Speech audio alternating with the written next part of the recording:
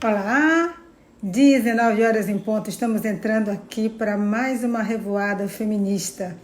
E hoje eu tenho aqui uma convidada muito especial. Mas até que ela chegue, eu vou falar um pouco do que é a revoada feminista.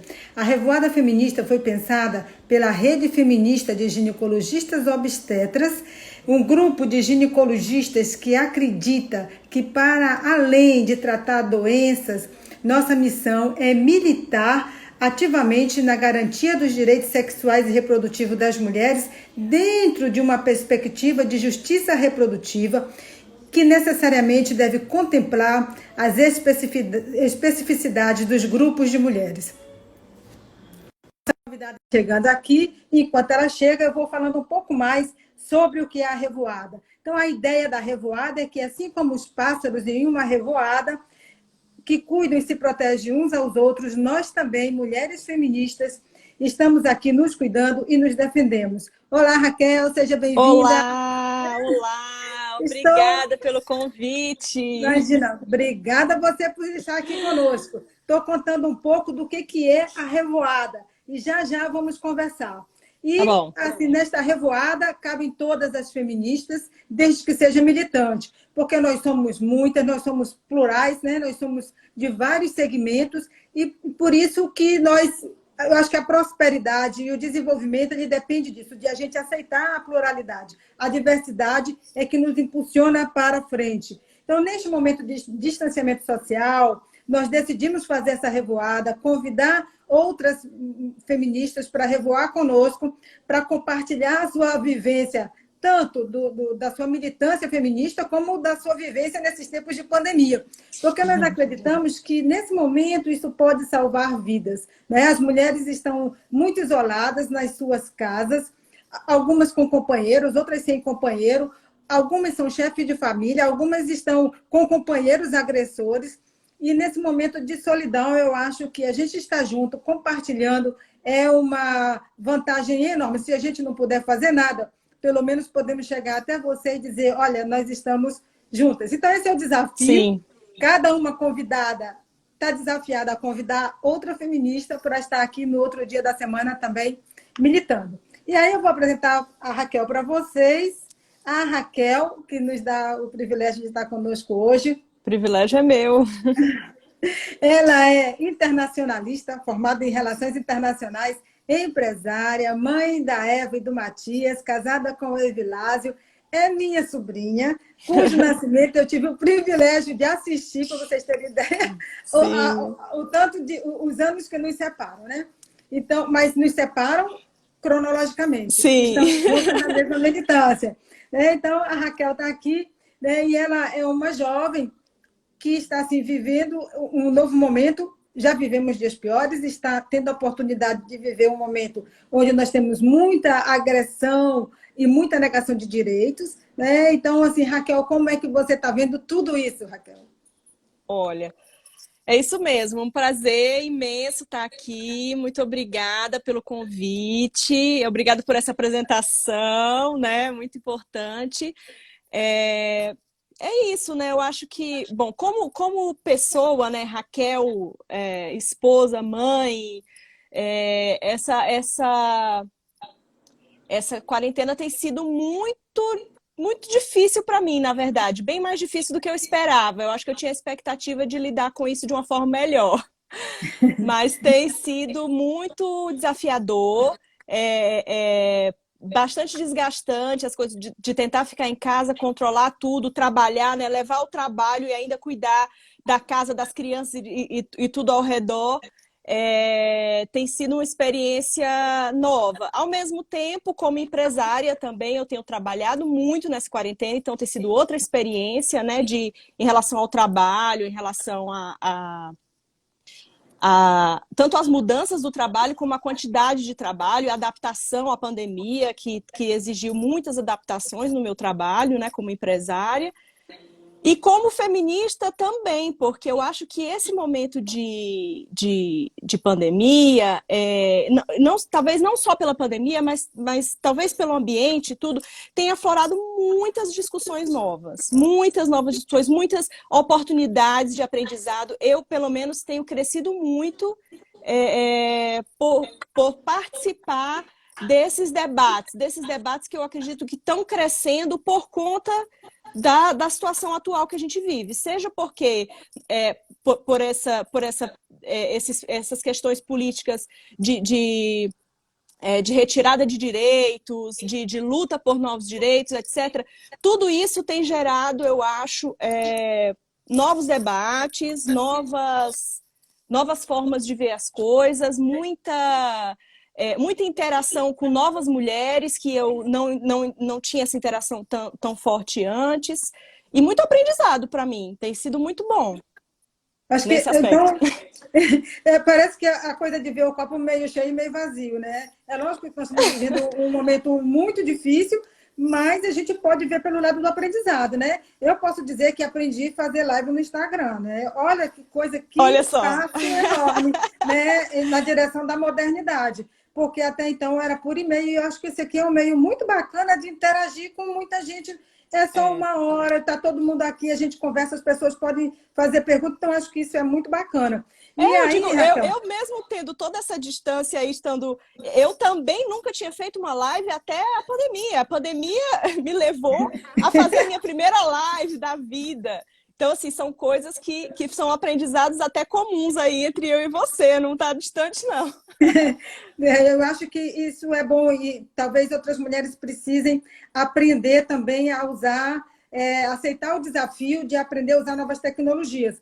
Tanto para estar próxima de outras mulheres, porque eu acho que isso é muito importante nesse momento. Existe assim, aquela questão da saúde mental, pessoas que estão se sentindo muito sozinhas, como na questão de pedir ajuda, como também no aprendizado, e como assim, ajuda de saúde mesmo, né? Hoje a gente obrigatoriamente tem que oferecer algum serviço remoto para as mulheres, porque não pode sair de casa. A gente não saia de casa. E não deve sair mesmo. Nós somos absolutamente favoráveis ao distanciamento social para reduzir a circulação do vírus. Agora, se não sai de casa, aí a mulher precisa de um anticoncepcional, ou ela tem um sangramento, ou uma dor, sei lá, qualquer coisa.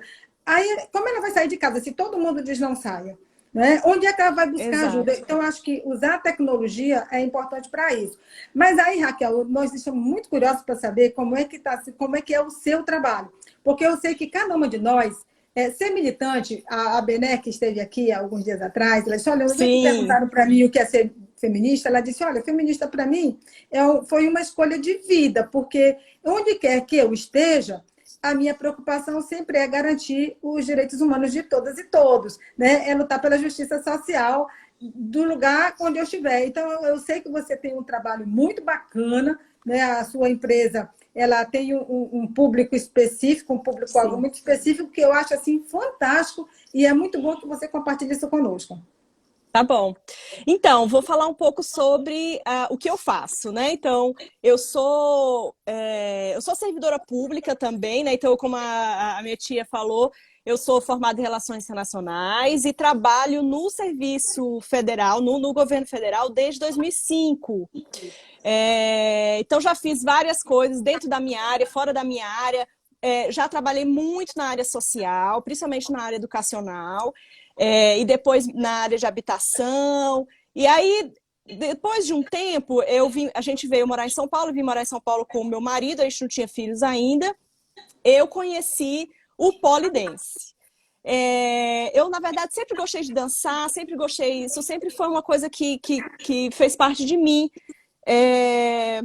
E aí, quando eu encontrei o polidense, era uma atividade física, eu gostava de fazer, eu me divertia, era muito legal aquilo para mim.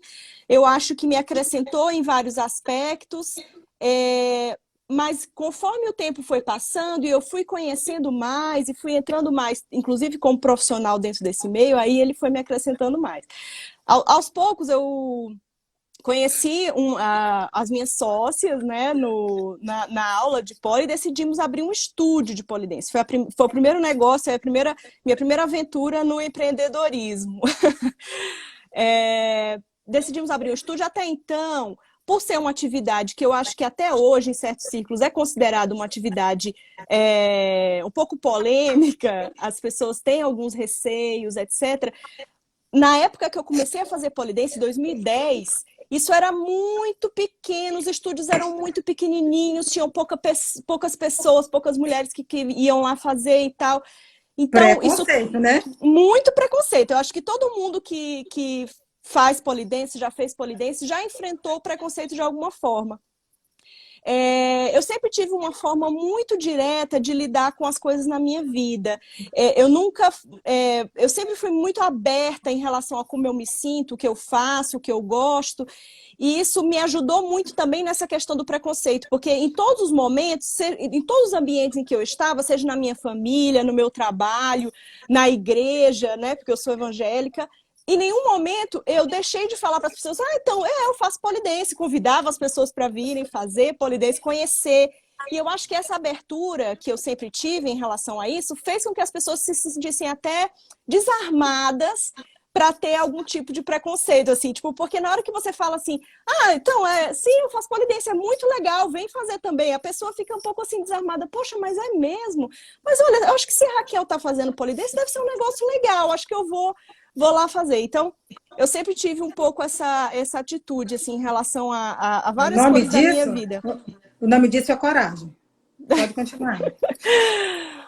E aí a gente resolveu abrir um estúdio, aí nossa ideia, ela era muito voltada para profissionalizar, né, aquilo que era muito amador, né, de estúdios pequenos, de pessoas que começaram a dar aula, por exemplo, onde eu fazia aula, foi uma professora que abriu uma salinha assim, muito pequena, começou a dar aula ali, foi crescendo, então nada era muito planejado, né? Foram mulheres muito corajosas que resolveram, isso aqui é muito legal, vou fazer, mas muito pequeno, sem muito planejamento. E aí a gente falou, não, vamos fazer com planejamento. E abrimos um estúdio de polidense chamado Estúdio Metrópole, aqui em São Paulo, que também era menor, né? Quando a gente abriu ele era pequeno.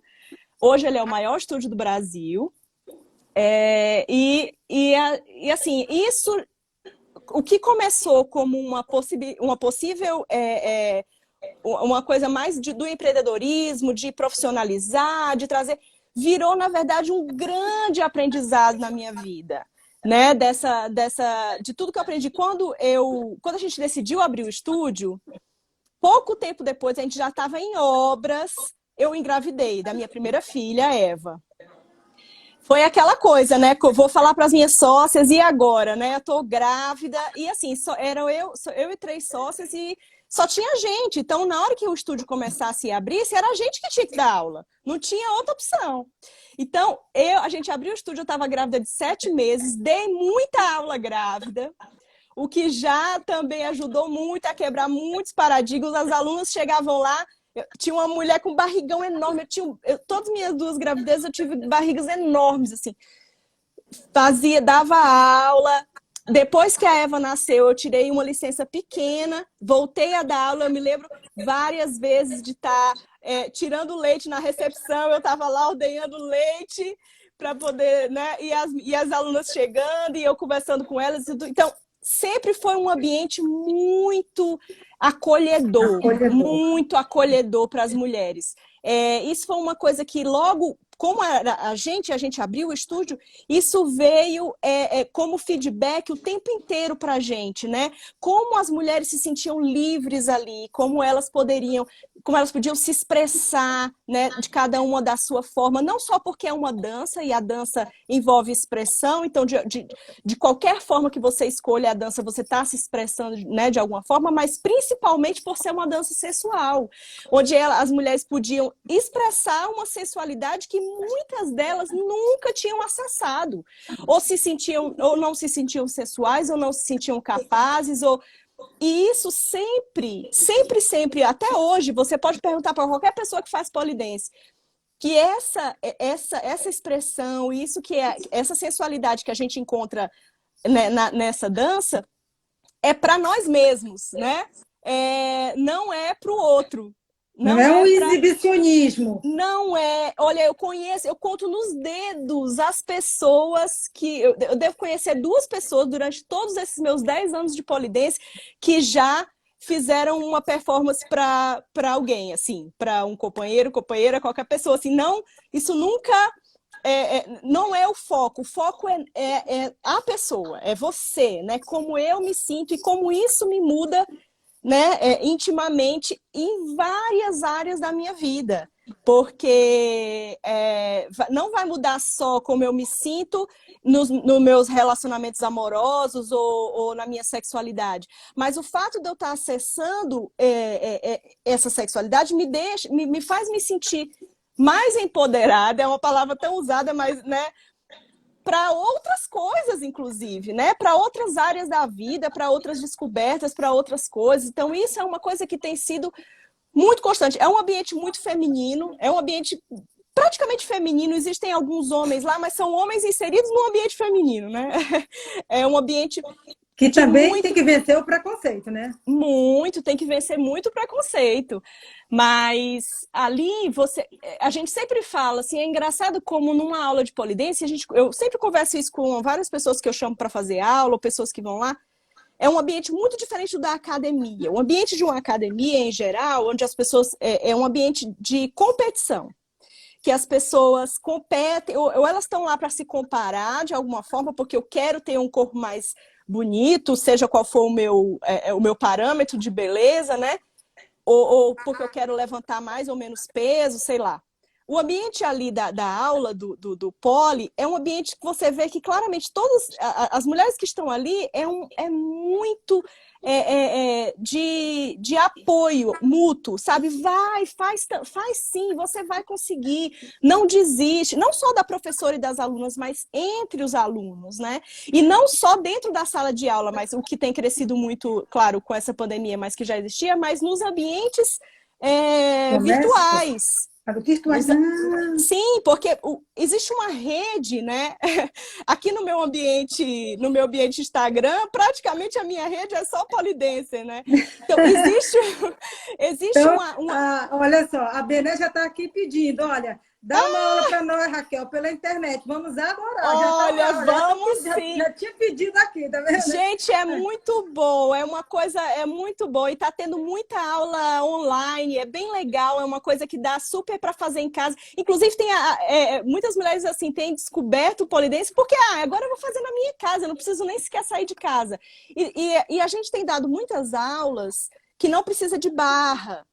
Né? São aulas que você isso que eu ia usa... perguntar. Precisa ter aquele poste na casa? Não, eu tenho, mas não precisa.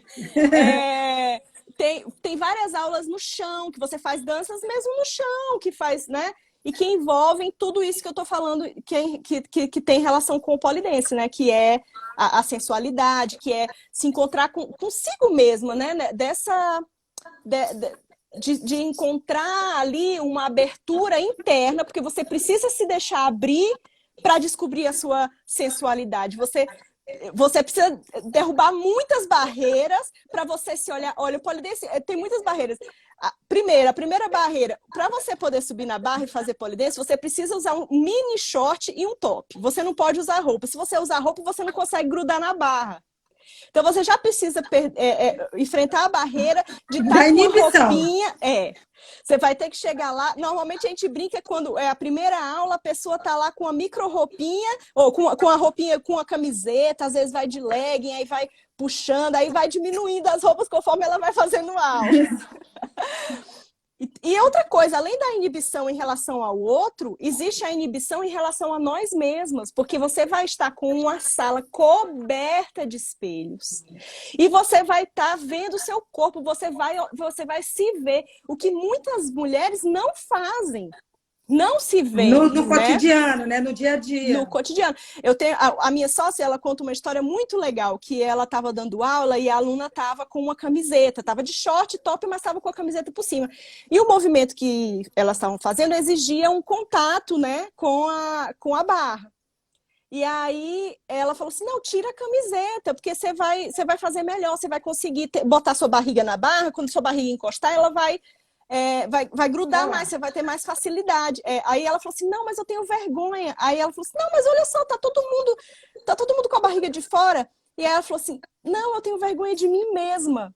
Eu não quero, eu não quero me ver. Não quero ver, E aí, depois de algumas semanas, ela estava em outra aula, a Lili, essa minha sócia passou, ela falou assim, olha só aqui, olha como é que eu tô de top e short, já tirei a camiseta. Ou seja, ela, depois de um tempo, ela ultrapassou essa barreira. Venceu uma barreira. Eu acho que isso é bacana no Sim, polidense, né? Que eu tenho sim. acompanhado o seu trabalho e vejo que é muito bacana. Eu ainda tenho outras coisas importantes aqui, Raquel, que eu sei que levaria 3 dias contando, que é a história do parto, né? A história do parto, que Ah, eu também tive, quase que vi você nascer, quase que vi a Eva nascer, né? As suas opções com relação ao parto.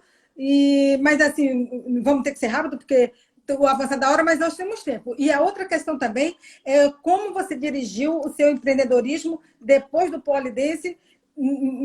Você avançou um pouco mais nesse sentido de garantir que sim, todas as mulheres que gostassem do seu corpo, que pudessem se ver de outra maneira. Eu acho que isso é uma forma de militar dentro do feminismo, diferente, lógico, do meio médico, que é um meio mais sisudo, mais carrancudo, né? É uma forma diferente. Eu acho que esse intercâmbio nosso, nós, mulheres feministas, de gerações diferentes, de profissões diferentes, eu acho que isso é enriquecedor. Isso está sendo muito bom para todas nós, né? Para a gente poder trocar ideias. Eu acho que essa é a ideia da sim. live. Então, eu queria. Tem 2 coisas aqui. Você escolhe por onde quer começar primeiro. As suas opções com relação ao parto, a sua opção com relação Isso. ao Já parto, estou anotando e, aqui. e também a sua opção É. empresarial. O que é que você produz e vende? Que eu acho que isso é fantástico, isso tem tudo a ver com a sua opção de militância feminista. Eu acho que eu vou continuar a falar sobre essa parte do poli e depois eu volto para o parto. Pode ser? Porque daí eu continuo Se numa não der linha. tempo, a gente faz outra. Pronto, então vamos. Mas vai Que dar. a conversa tá boa. Eu, Olha, eu falo demais, viu? deixa eu só. Tem muita gente aqui. Eu queria só que vocês me Tem. desculpassem, gente, que eu bem presto atenção no que ela está dizendo, que eu gosto de ouvir as pessoas, ou eu olho aqui. Mas está aqui a Amaro, o Evilásio, a Bárbara. Quem mais está aqui? Olha, gente falando com você, Raquelzinha, me orgulho de você. Ô, Daniele, gente, olha que beleza. Josiane.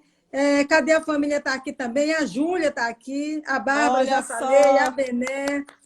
Eu Quem vi mais? que minha mãe não Olha. está conseguindo entrar. Olha aí, a minha mãe me Oi, mandou mensagem, mas eu não estou olha. conseguindo parar agora para poder consertar, que eu não estou entendendo o que foi o problema. Eu quero ter que alguém ajudar. É assim. É, É assim, a Aline está aqui também. Então, assim, olha, quem eu não falei o nome, não se importe, não. É porque eu não consigo encontrar aqui. Eu também de mexer bastante, daí eu começar a apertar em algum lugar e a ele minha sai voando. amiga Miriam tá aqui, olha que beleza. A Miriam é outra empreendedora do Poli, maravilhosa, uma inspiração sensacional, dona de um estúdio lindo, Poliarte Bailarina, lá do Rio de Janeiro, tá aqui.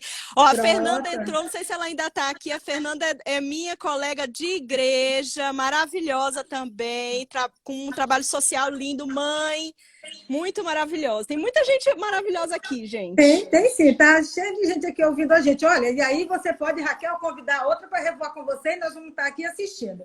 Vamos lá. Opa!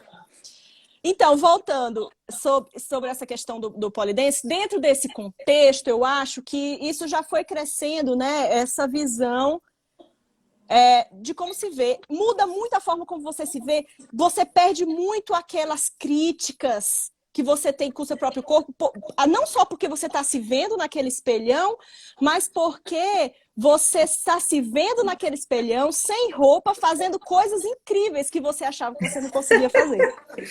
E aí você pensa assim, rapaz, olha o meu corpo, eu achava que o meu corpo não dava conta de fazer isso. Eu amo meu corpo é uma benção. Olha o que eu estou fazendo de cabeça para baixo pendurada nesse negócio. Então, você começa também a ter esse carinho por aquilo que o seu corpo lhe proporciona, né? Aquilo não é só uma ideia, né? É mais do que simplesmente o formato do seu corpo ou de onde ele vem, mas o que ele permite você fazer, né?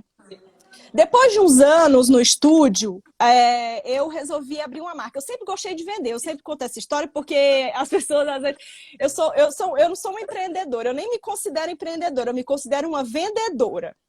Eu gosto de vender. Sempre gostei na faculdade. Eu passei praticamente a faculdade inteira vendendo de tudo. Principalmente lingerie. Então, já vem daí, né? Eu vendia lingerie, comprava lá no Ceará, vendia para todas as minhas amigas. Fiz chá de lingerie de tudo quanto é gente ao meu redor, que compraram minhas lingeries. Eu ia até para BH comprar bolsa, biju, vendi de tudo. Natura, Avon, tudo mais. E aí, dentro desse contexto, eu falei assim, gente, eu vou começar a vender umas coisas aqui no estúdio que eu acho que vai ser bom para as meninas que estão fazendo aula, mas era mais para atender uma demanda ali, sabe? Um hobby mesmo. Eu gosto de vender, eu vou vender aqui. E isso foi crescendo, né? Foi crescendo a ponto de falar assim, gente, olha, eu acho que eu não vou só vender, agora eu vou produzir esse negócio porque tá dando certo.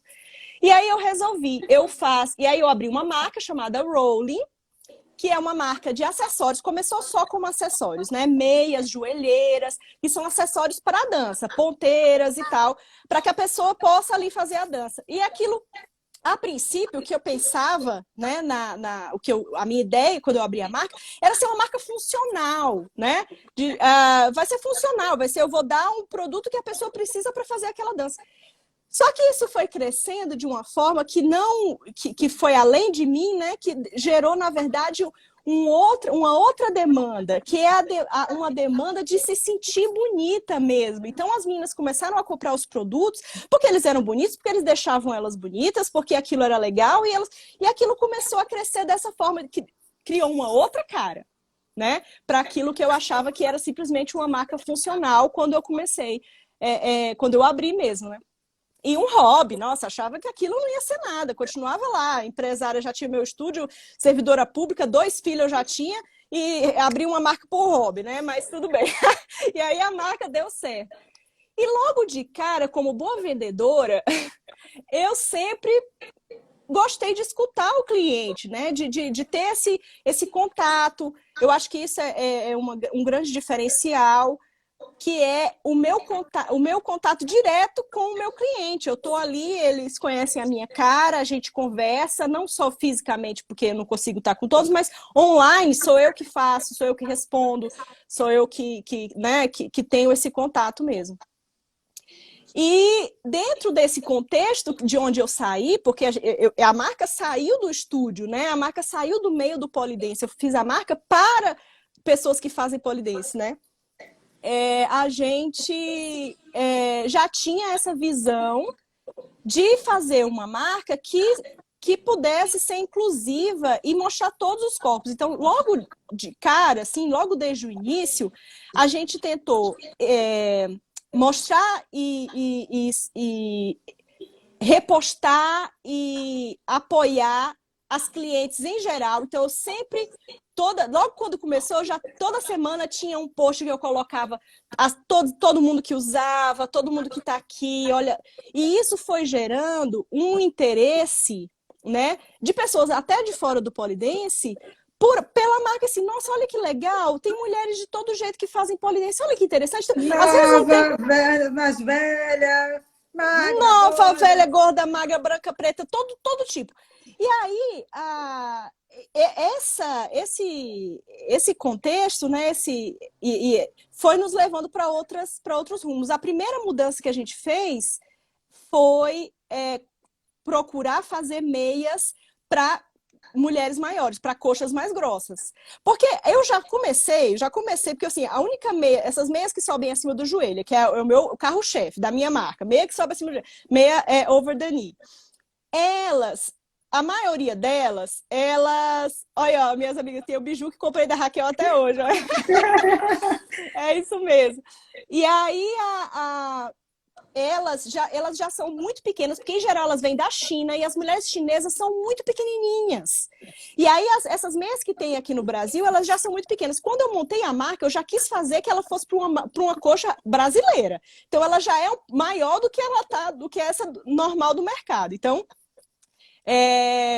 isso já mudou. E aí, logo de cara, eu já comecei a receber várias mensagens de mulheres que queriam que eu fizesse maior. Olha, não, mas essa ficou apertada em mim, ela tá enrolando, ela não tá vestindo bem. Vamos fazer maior?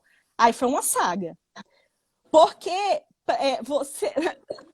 quando a gente pensa nessa coisa de inclusão em geral, mas se você pensa na moda, né? Se você tem uma marca de moda e você pensa em incluir pessoas de corpos diferentes, é uma saga, é uma luta, porque o mercado não permite. Então, para você ter uma ideia, não existia no Brasil nenhuma máquina de fazer meia com um cilindro maior do que a que eu já fazia.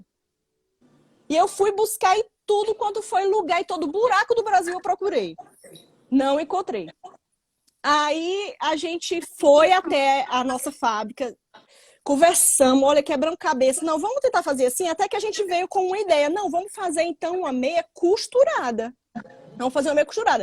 A gente vai fazer 2 meias e vai costurar uma na outra e vai fazer meias tamanhos maiores. Vamos testar? Deu super certo, super certo. Aí a gente fez já mais outros, fez um tamanho maior, a gente viu que esse tamanho maior também já não era suficiente. A gente fez um terceiro tamanho maior, que até agora tem sido suficiente, mas se precisar a gente faz um quarto.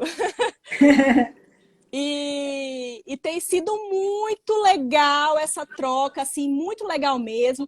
A gente, depois que começou a fazer meias, né? E aí a gente tem outro produto que também a gente vende muito, que chama harness, que são acessórios elásticos que você coloca no corpo, que na verdade, a princípio, ele foi criado como uma lingerie.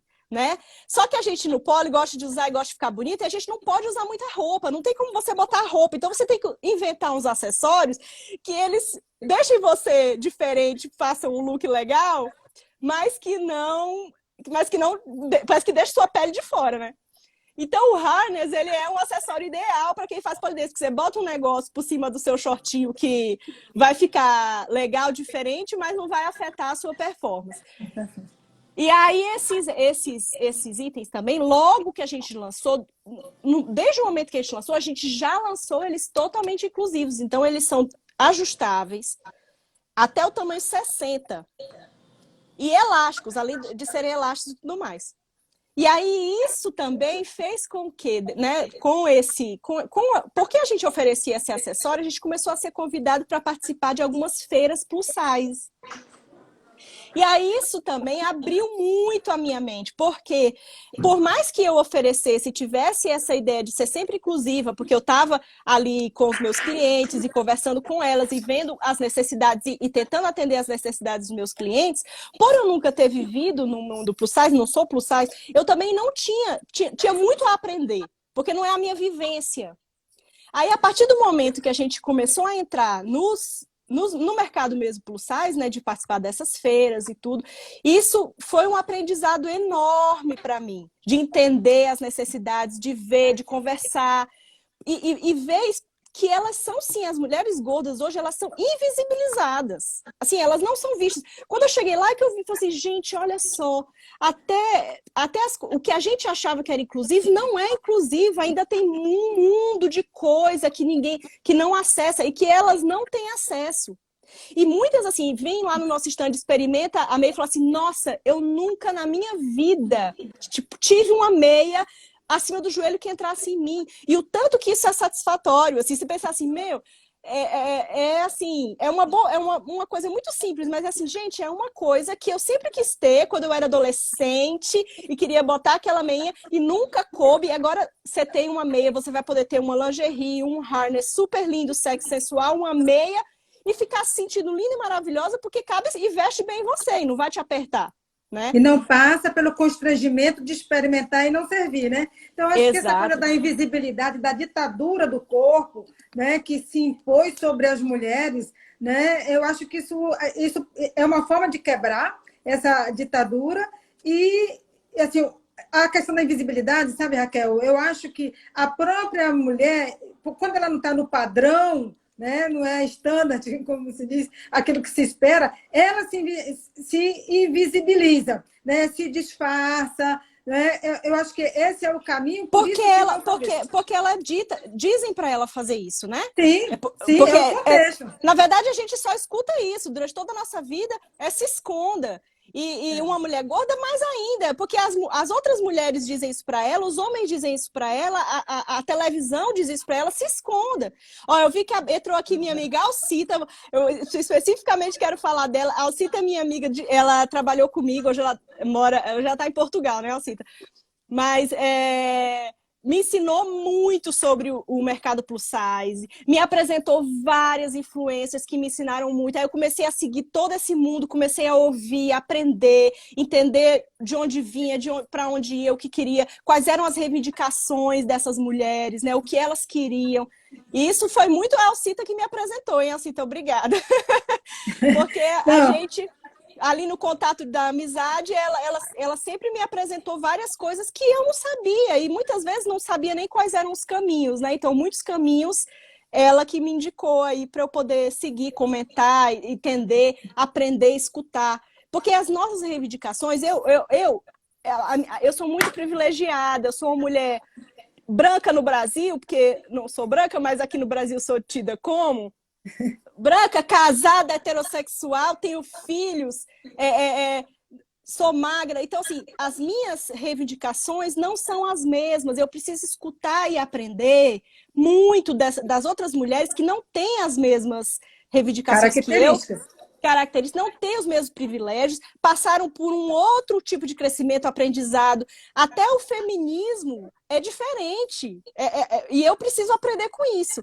O que tem me ensinado muito, eu acho que essa pandemia tem aberto muito para mim, é aprender muito sobre racismo atualmente. Eu tenho, no meio do poli, porque as mulheres que fazem polidense normalmente são mulheres corajosas, porque elas tiveram que enfrentar alguma coisa para entrar no polidense, ninguém entra no polidense do nada. Ela chegou lá e ela já é uma mulher de cara, assim, ela já é corajosa. E se ela não for, ela vai criar coragem lá dentro. Então, em geral, são mulheres muito vocais, assim, elas falam muito, elas discutem, elas falam, elas entram nas discussões, são mulheres que gostam de discussões políticas, então é um meio bem progressista. E essa questão do racismo tem sido uma discussão enorme, inclusive dentro do polidense, inclusive em relação a essas mulheres têm acesso às aulas de polidense, como é, por exemplo, a hipersexualização do corpo negro para uma mulher que faz polidense. É totalmente diferente eu estou fazendo polidense e uma mulher negra fazer polidense. Como é para ela, como ela é vista pelos outros. E isso tem sido um aprendizado enorme. Enorme para mim. A gente estava falando sobre as ditaduras, né? E esses dias a gente estava numa reunião era uma reunião com o povo da justiça, e de repente começou a se falar sobre essa coisa do feminismo inclusivo, né? E as pessoas se colocam no pensam, mas eu passei a vida inteira tendo que alisar os cabelos, né? Então, a invisibilidade. Eu preciso invisibilizar minha negritude, e como é que eu faço isso? Não posso me pintar de branco, eu aliso meus cabelos. E eu acho tão bonito agora as mulheres tendo coragem, né, de usar seus cabelos, de assumir seus cabelos. É lógico que isso algumas barreiras têm que ser vencidas. Uma coisa só. Mas é a mesma coisa do corpo gordo. Quando você fala assim, olha, você não precisa se esconder, você pode mostrar o seu corpo é lindo do jeito que ele é. Vai colocar lingerie, ficar com uma roupinha pequena? Vai! E a mesma coisa da mulher. O seu cabelo é crespo, e ele é lindo desse jeito, então se mostre dessa forma. Essas barreiras a gente não passou. Então eu tenho que aprender com essas pessoas, entendeu? Eu tenho que aprender com elas e escutar. É meu lugar escutar, porque como eu sou dona de uma marca, que hoje, principalmente dentro do meio do polidense, claro, ela é escutada, é uma marca importante, eu tenho também o meu poder de, aprendendo com essas mulheres, eu posso também influenciar. Então, uma coisa muito interessante que eu sempre falo para as pessoas, muita gente me fala assim, não existe racismo. Nossa, eu já tive altas discussões sobre isso, eu não quero nem começar.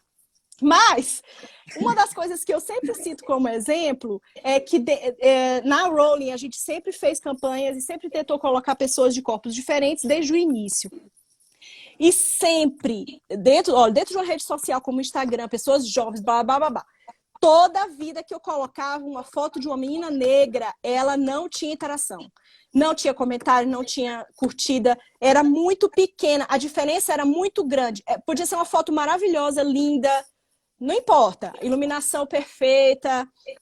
A menina negra, ela tinha menos interação. É como se as pessoas não se identificassem com aquilo, não achassem bonito, entendeu? De alguma forma. Isso desde que eu comecei. A marca tem 3 anos. Então eu senti que essas coisas foram mudando. Então, por exemplo, quando eu colocava uma menina gorda branca, a interação era uma.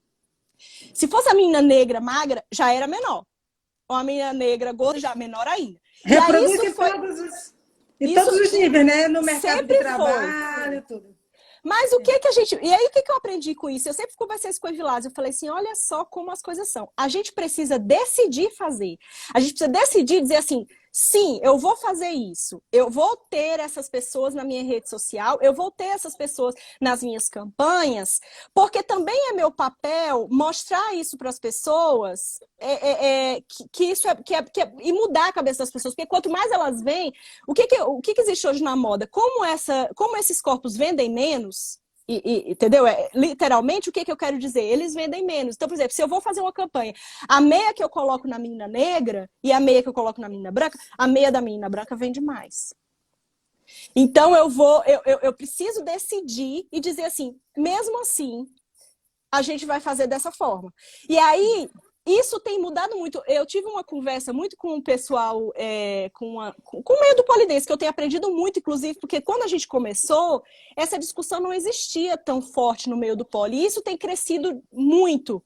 Tem vários perfis e comunidades de meninas polidenses negras e que têm feito discussões incríveis e que têm sido maravilhosas. Eu tenho tentado acompanhar, porque não dá para acompanhar tudo, mas eu tenho tentado acompanhar. E uma das coisas que eu falei né, com elas e tudo que eu uma vez comentei foi isso, que hoje eu já não sinto mais essa diferença. Hoje, quando eu posto a foto da menina negra ou da menina gorda, é igual. Então, ou pelo menos parecido, né? Ou pelo menos parecido. Eu acho, sabe, Raquel, eu tô dizendo isso no meu mercado. Assim, É uma bolha. Então, uma bolha, aquilo se retroalimenta. Então, por exemplo, se a gente alimenta uma coisa que vai crescendo de outra forma e que me alimenta também, porque essas discussões e o que as meninas reivindicam para elas também me faz mudar. Então, como não é o meu lugar de fala, várias questões que eu não parei para pensar sobre as reivindicações das meninas negras, das gordas. Hoje eu já entendi, porque elas já me disseram, então eu também vou mudar a minha marca. Então, eu também tenho o poder de mudar a sociedade que me vê, e eles também têm o poder de mudar a mim como marca. E isso vai crescendo dessa forma. Eu acho que uma coisa importante, viu, Raquel, para a gente enfrentar, para a gente, de fato, ter uma sociedade inclusiva, primeiro precisa querer, né? E hoje, assim, institucionalmente no país, a gente não tem. Mas não importa, porque governos passam e nós permanecemos. Não é um governo que faz um povo, é um povo que faz o seu governo. Então, eu acho que é importante, são bolhas, mas são várias bolhas que se unem, né, para a gente fazer uma sociedade mais justa, mais inclusiva e ter justiça social. Então, acho que o primeiro passo é a gente reconhecer que existe. Porque enquanto eu disser, o brasileiro é um povo bacana, um povo bacana como? Um país onde 30% dos homens sequer reconhecem os filhos que têm.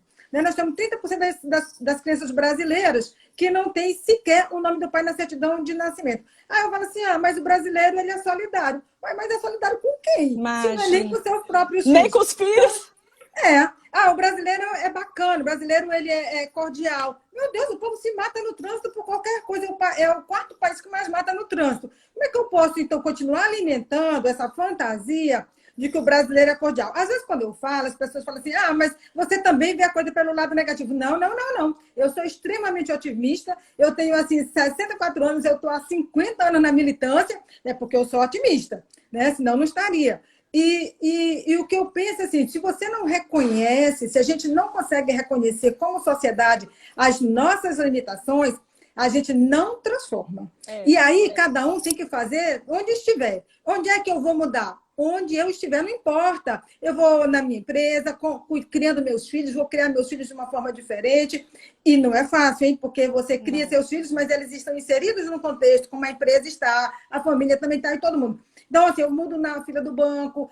Então, a gente vai mudar onde estiver. Mas para isso é um exercício diário, sabe? Isso é um exercício diário, porque a gente resvala muito e a gente não precisa depois se matar, nem condenar o outro, nem julgar, e nem se julgar, porque assim, o auto-julgamento e a autopunição é um negócio horrível também, né? Quando você a autopunição é ruim, mas eu acho que o auto-julgamento é bom. Eu costumo dizer que principalmente nos últimos meses, eu tenho aprendido a aceitar os meus tapas na cara. No sentido de que... meus próprios. E de outras pessoas também. No sentido de que eu tenho aprendido... Normalmente, a gente tem muita resistência a ver os próprios erros. É normal do ser humano. Mas eu tenho aprendido a escutar, por exemplo, principalmente quando eu tenho uma marca que já começou inclusiva e que você pensa assim, eu sou uma marca inclusiva. Então, você já parte do princípio que, de alguma forma, você acha que está fazendo certo. E aí, quando você vê uma pessoa que vem e diz assim, olha, mas não está bem certo o que você está fazendo, não. Você está errando aqui, aqui, aqui, ali. As primeiras vezes que você escuta isso, você fala assim, ai, não quero saber. Até que você para pensar e fala assim, olha, eu ainda tenho muito a aprender. Eu tenho muito a aprender. Então, esse aprendizado que eu levo, não estou falando como marca, mas como pessoa também, ele exige uma carga de humildade muito grande, que às vezes a gente, tendo essa coisa, tipo, a gente pensa assim, não, eu estou bem nesse, né? Tô bem no mercado, a minha marca é respeitada, o meu estúdio é o maior do Brasil. E aí você para de escutar. E eu sou bacana, eu sou muito legal. Olha como eu sou inclusiva, eu tenho um coração bom. Aí você para de não escutar para as pessoas. Olha, mas eu levei muito tapa na cara agora com essas discussões sobre racismo. Muito! E muita coisa que eu falei assim, olha só o que eu tô fazendo de errado, isso é horrível. E para mudar, isso não é do dia para noite, não. Não é só porque você aprende que é errado que você muda, não. Aí você precisa... É um exercício diário. E eu penso nessa coisa, diária. Nessa questão médica, tia, muito forte, né? A gordofobia médica é muito forte. Eu vi relatos, assim, uma vez eu li uns relatos que você não acredita. E eu vi recentemente assim, ontem eu acho, eu li um relato de uma amiga também que sofreu racismo, foi ao médico levar o filho e sofreu, assim, um racismo, sabe? Sutil, mas cruel. Então, assim, isso está presente, é que eu não sinto. Então, se eu não aprender a escutar e se eu não quiser estar inserida, se eu resolver me alienar, eu posso me alienar. Vou me alienar, isso não tem nada a ver comigo, isso não me afeta, não chega até mim, se eu não tivesse, sabe? Não existe, né? Não existe. Para mim não existe, porque não existe para mim. Se não existe para mim, então eu declaro que não existe. E pronto. Isso de a gente aprender com os próprios erros é uma coisa bastante interessante, porque eu lembro uma época, eu sempre tive essa ideia do parto humanizado, né? Quando você nasceu, eu já estava militando nesse negócio do parto humanizado. E o parto natural, o parto com a escolha da mulher. E eu me formei numa escola assim, tinha até rede pendurada lá, se a mulher quisesse deitar na rede. Então, assim, eu me formei, eu sempre tive esse espírito. E sempre também me achei bacana, né? Assim, é a arrogância da juventude, sabe? A gente vai mudando. E aí, mais ou menos uns 20 anos atrás, um pouco mais, uns 20 anos atrás, eu tinha feito uma viagem com uma amiga, e quando eu cheguei no aeroporto, o Cleiton estava lá me esperando, e ele falou assim, nossa, o que aconteceu? Que você veio assim tão... Você está estranho. Aí eu disse, Isabel, senhora, vou contar para você. Eu viajei com a fulana de tal, uma pessoa que eu gostava muito. E ela foi a viagem todinha. Ela me disse que eu tinha esse discurso humanitário, que estava falando sobre isso, sobre o parto humanizado, mas uma paciente tinha dito para ela que eu tinha sido grosseira e que não sei o quê. E contou a história como foi. E, de fato, tinha sido. Entendeu? Quando ela contou a história, disse, aí sou eu mesmo. Ela estava falando de mim mesmo. Não era mentira. Sim. Entendeu? E eu fiquei tão deprimida que eu pensei assim, puxa, se eu tenho esse discurso e não tenho essa prática, e alguém eu tratei mal, eu não posso mais fazer nada disso. Eu preciso parar com tudo isso. E fiquei muito deprimida, muito, muito, muito. E aí eu... Você é igual a minha, também fico. Quando eu odeio errar, me deprime. Mas aí depois eu falo assim, olha, quer saber? Então tá bom. Então agora eu vou aprender, eu vou fazer diferente. Aí foi isso que aí eu fui conversar, conversei, né, com o Cleiton mesmo e a Leide, a sua tia, minha irmã. Aí eu falei assim, olha, é o seguinte, se você não fizer, nunca ninguém vai criticar mesmo. Se você não tiver coragem de errar, né, tem que ter coragem. Não bastou só bastou isso. Nossa, mas eu sou muito corajosa, não importa. Eu posso continuar errando, posso continuar acertando e tentando acertar o resto da vida, porque eu acho que isso é o crescimento. É a gente ter coragem de fazer, porque só não erra quem não faz, ter coragem de fazer, ter coragem de reconhecer o erro, ter coragem de recomeçar. Eu acho nessa militância, né, do feminismo inclusivo, né, porque durante muito tempo a gente também tinha um discurso que não era inclusivo, porque cada um está no seu lugar de fala e aquilo que está em volta às vezes não chega para você. Então, eu acho que essa discussão é muito bacana, a gente discutir a inclusão de todas as pessoas e de todas as, mas também o sentido da revoada. Pode vir todo mundo revoar com a gente. Foi uma ideia das médicas bacana, mas hoje está revoando todo mundo, hoje você está revoando aqui comigo, né? Você é uma empresária, você é mãe, você está num outro universo diferente do meu, mas a militância é a mesma. E aí eu queria saber um pouco isso. No meio de tudo isso, ainda falta contar a opção pelo parto. Mas a opção pelo parto também é isso, nós temos agora só 10 minutos. Assim, como você se viu, né, assim, feminista, como é que você se descobre, né, no meio, porque nunca ninguém na escola disse assim, olha, agora você vai ser uma feminista, isso não existia até hoje, e agora também não se discute mais nessas questões. E mesmo essa sua pergunta, quando você fez essa pergunta, eu pensei assim, gente, será que teve um momento que eu me defini feminista? Mas você sabe que eu me lembrei de um momento muito interessante, que na verdade não é nada, assim, né? Eu acho que sempre fez parte, eu acho que na verdade, eu acho que essa minha militância, ou mesmo a minha identificação como feminista, ela faz parte desse aprendizado, ela vem crescendo, né? Desde ali, de quando a gente nasce, de como a gente se entende como mulher e se vê num mundo e que você sofre várias coisas ali, né? Da sociedade, da família, e como você vai crescendo, e você sai de casa e você vê outro mundo e você vai crescendo nisso. E eu me lembrei de uma coisa assim muito clara, porque sempre as pessoas têm medo de falar que é feminista. E eu sou evangélica, principalmente no meio evangélico, as pessoas têm muito receio de dizer que é feminista. E aí eu me lembro que uma vez eu tinha acabado de ter um Matias, eu acho. E foi uma vez que o meu irmão, ele mora na Espanha, para quem não sabe, e aí ele veio visitar, a gente estava conversando, ele e a mulher dele. E aí a gente conversou alguma coisa sobre feminismo, aí eu falei assim, falando sobre feminismo, aí ele virou pra mim e falou assim, ué, Raquel, e tu é feminista? Eu falei, sou, tu não é não? Você deveria ser.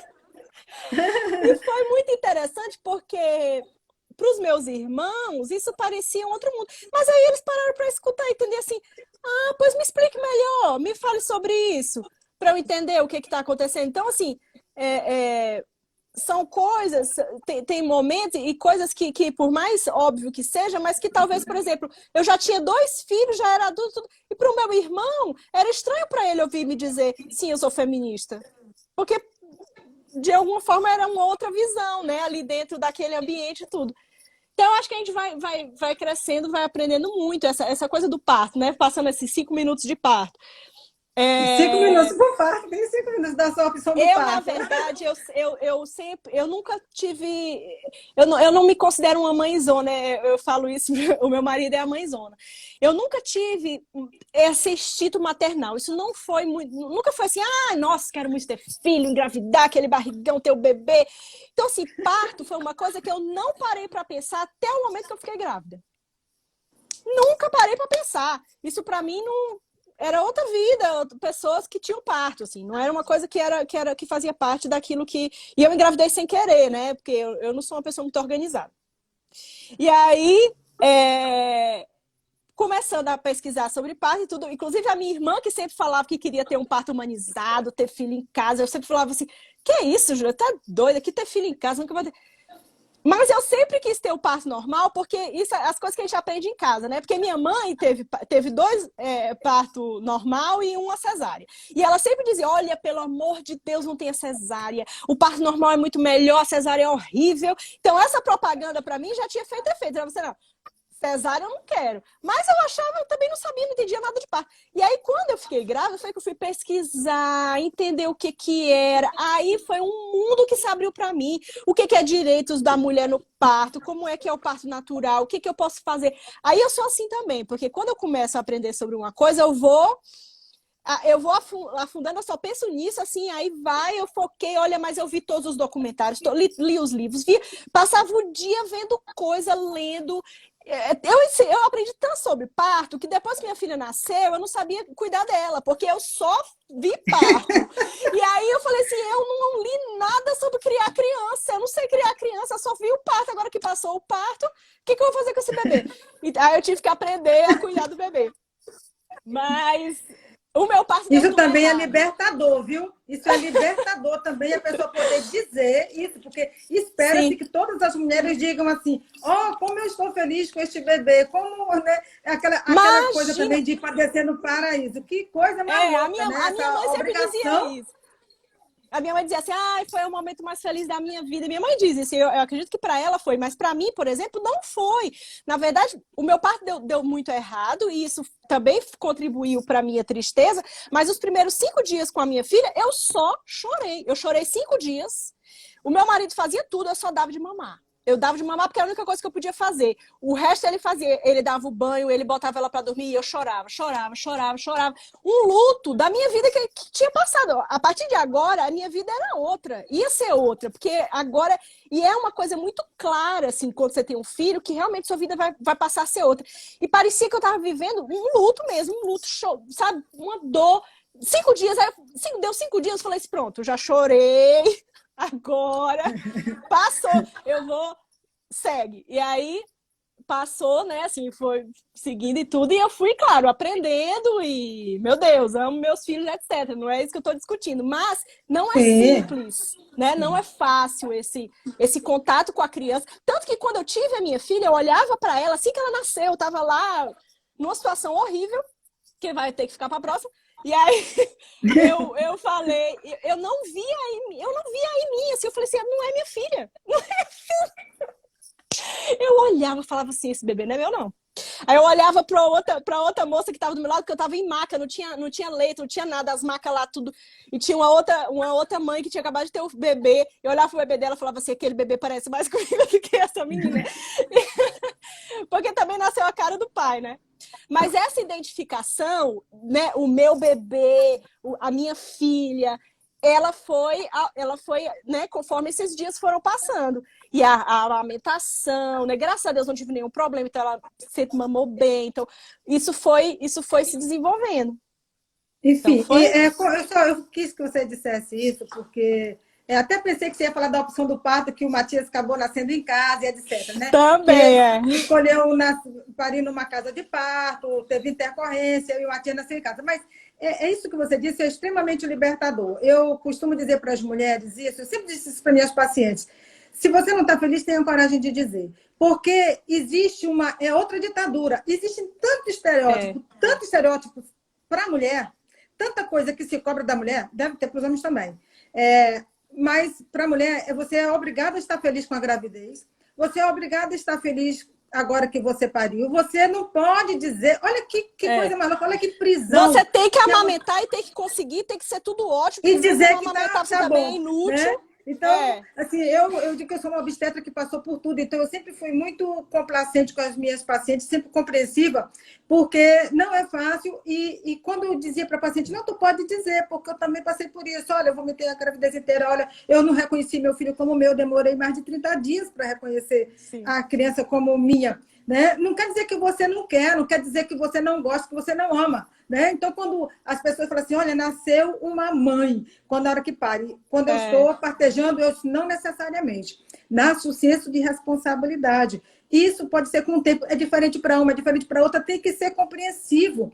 Porque, às vezes, a paciente tem uma depressão pós-parto, sofre solitariamente, porque não lhe é permitido externar esse sofrimento. E isso é uma causa de sofrimento enorme para muitas mulheres. Então, poder ouvir, você poder dizer assim, para todo mundo é libertador. E nós estamos encerrando. Olha, foi ótimo estar com você. Eu adorei. Eu quero só lembrar aqui para as mulheres que você, se tiver em situação de violência, tem o 180, tem o 190. E se você tiver dúvidas com relação ao anticoncepcional, o WhatsApp é 9340-1352. Mande uma mensagem, mas não é ligação. O DDD? É 69. E se tiver alguém aí, por favor, digite. Escreve aqui, ó, digite Bárbara, aqui, ó, 69, diga aí. 69-9340-1352. Pronto. Pode entrar em contato conosco, sempre vai ter uma médica. Vai ter sempre uma médica. Onde é que está escrito que eu não vi também? Pera. Eu que botei aí, mas ficou no meio, mas dá para entender. Tá. E então vai ter sempre alguém para lhe dar a resposta. Pode não ser naquele mesmo momento, mas anticoncepção não é uma emergência. Alguém vai responder a sua dúvida. Raquelzinha, foi ótimo. Olha como a tecnologia Obrigada, é boa. tia. É o lado bom da pandemia. A gente está aqui se encontrando, conversando, né? 2 gerações podendo compartilhar os mesmos ideais, que é a sororidade e essa aproximação com outras mulheres de outras gerações, de outros grupos sociais, e todos precisam saber que isso é possível. Podemos viver em universos diferentes, mas somos Sim. pessoas e estamos todos no mesmo planeta. Beijo grande, obrigada por Deixa você estar aqui, gravado, vamos tentar deixar experiência. gravado. Ó. Vou gravar, é só gravado. encerrar. E aí compartilhem, gente. Quem puder, quiser, compartilhe para outras mulheres também nos escutarem. E de repente pode ser útil para muita gente. E pode chamar outra para voar com você, tá? É Sim. só avisar pra gente. Ó, minha avó, tia Leite, está colocando aqui. Vó Wanda, minha avó, 95 anos, está nos escutando, tá vendo? Tá A outra geração. Ela foi a grande feminista, né? Que criou toda Ela essa... precisa de uma revoada só com ela, para ela contar Só com ela. a história dela. É verdade.